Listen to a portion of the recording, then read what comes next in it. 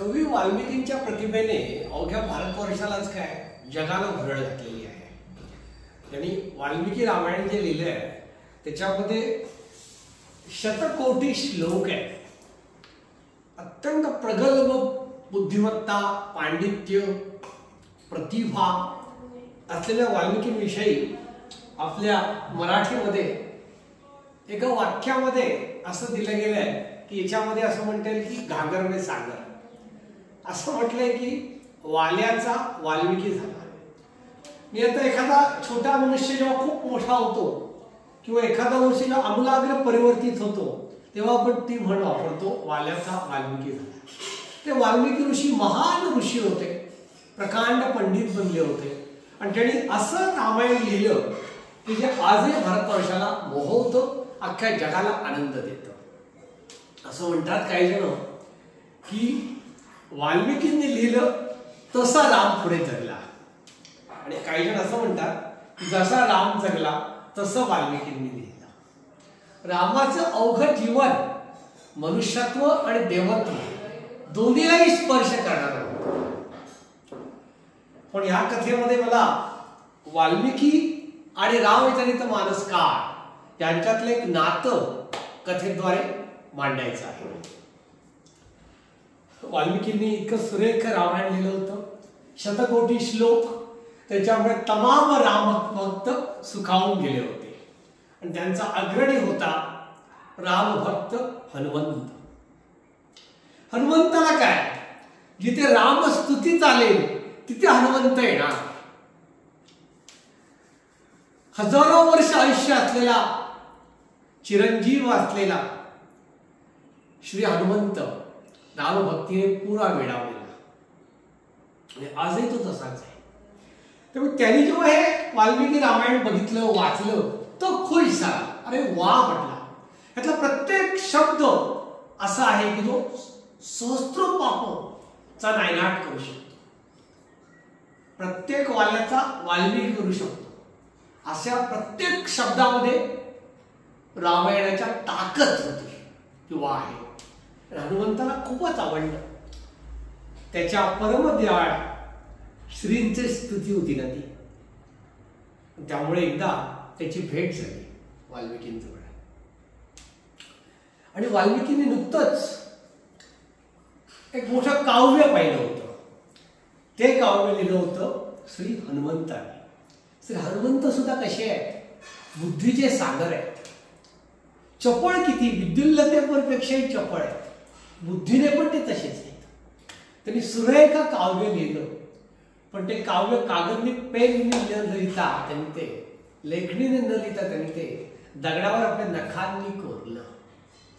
अनुपम, सुंदर, अतिशय प्रतिभेने लिहिलेलं, ज्याच्या प्रत्येक शब्दातून भक्तिभाव, प्रेमभाव उमटत होता, असं ते काव्य वाचून वाल्मिकी ऋषी गहिवरले.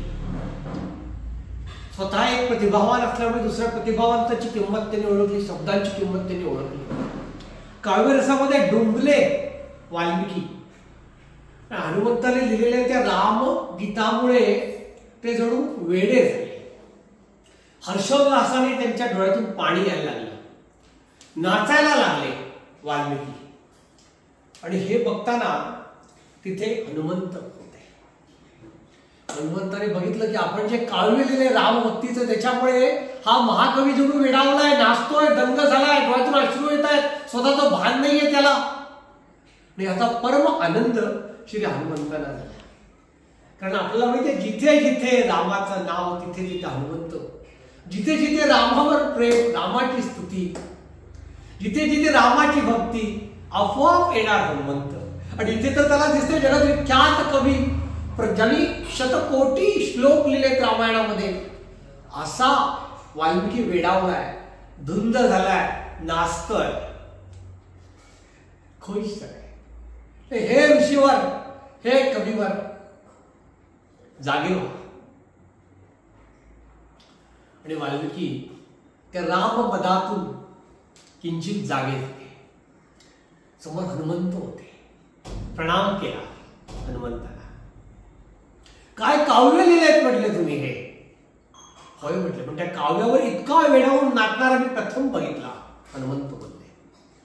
तेव्हा हे कवी श्रेष्ठा, माग तुला काय पाहिजे ते. आज मी रामभक्त हनुमंत, रामदूत हनुमंत तुला शब्द देतो, तुझे मागशील ते देते. क्षणभर तर वाल्मिकी त्या प्रेमामध्ये डुबून गेले होते, बुडून गेले होते.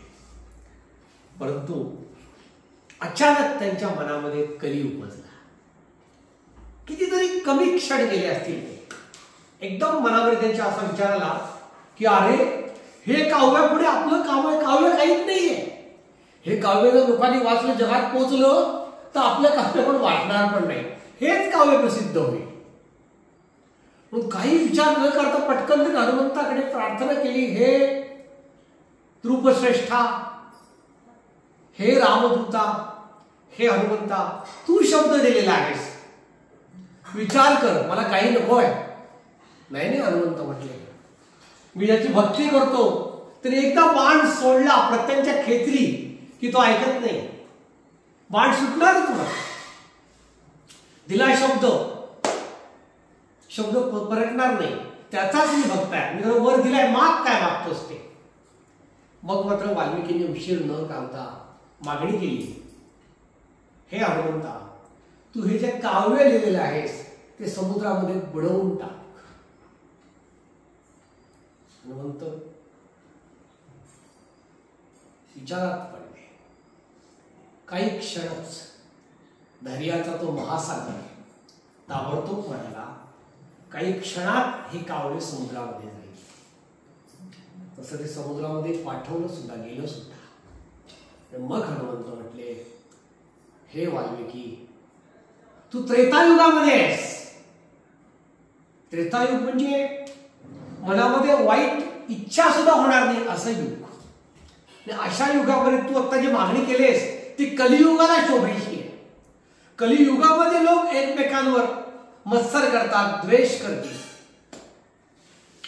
वाईट पाहतील, असूया मनामध्ये आणतील, मनामध्ये पाप आणून विचार करतील.